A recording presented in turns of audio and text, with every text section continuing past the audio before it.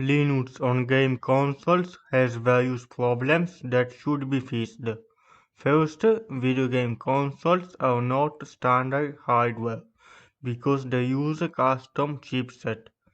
Sometimes there isn't a standard hard disk where to install Linux. The drivers are written without official hardware documentation and are working only with the newest Linux kernel at the time of the creation of that Linux port. If you upgrade the kernel, you break compatibility with those drivers because they have been created to only work for that kernel version. The drivers are not integrated into Linux mainline. Some machines don't support frame buffer, so standard Linux is not compatible. Only UC Linux works. It is a special version of embedded Linux with reduced functionality. The Nintendo Wii supports Linux version Debian 5 and Debian 8. It supports even GUI on Debian 5 with LSDE. The Wi-Fi works. The newest version with Debian 8 even works with WPA support, but the kernel is old version 3.2.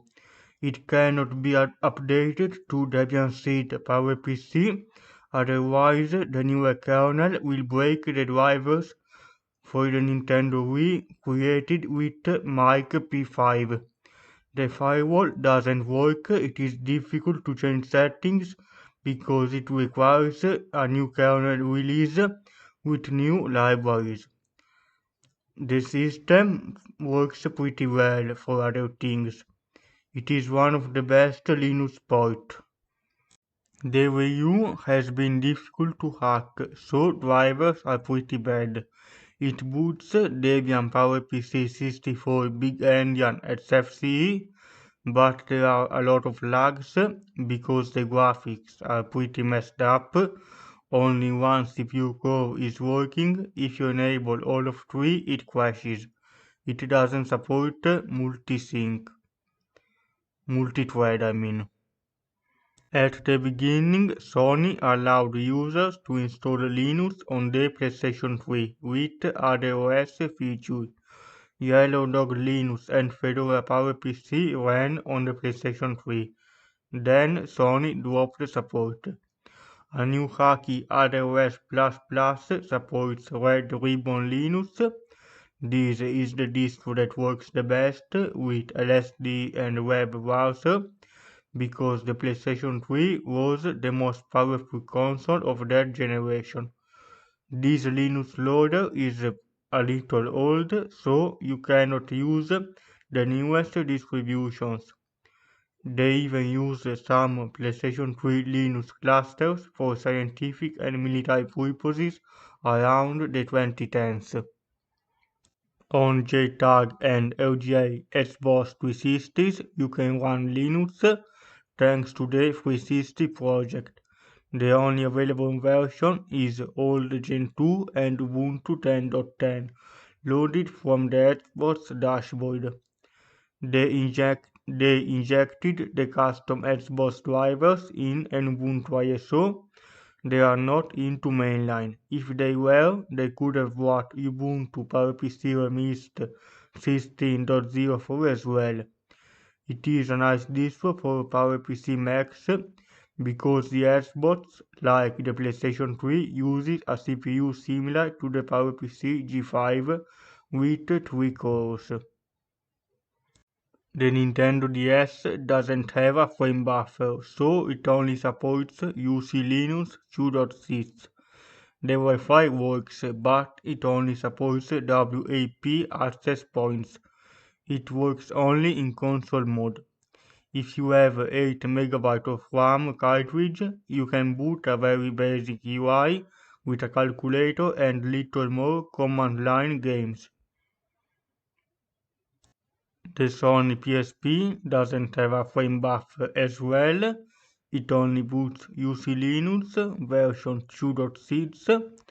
It is possible to run an Ubuntu-like desktop with little application because it is more powerful than the Nintendo DS and has enough RAM to do little simple things. The Nintendo 3DS supports Linux version 5, but only in console mode. It boots a very basic Wayland Weston window. It doesn't have GPU drivers. They even tried to port Android to the 3DS, but it doesn't work well. The perfect solution to these Linux on consoles problems will be the help from multiple communities. For example, the ARM Raspberry developers and AOSP Android custom ROMs developers may help the communities with Nintendo DS, PlayStation Portable, PlayStation Vita, and Nintendo 3DS, because both of them, especially the Raspberry Pi, are still working on making devices go into Linux mainline. For example, back some years, when Raspberry devices went into mainline, there were troubles. But now, with the new Raspberry version, their devices are integrated into the Linux kernel. In this way, it is very easy to upgrade without recompiling the kernel every time, and it works.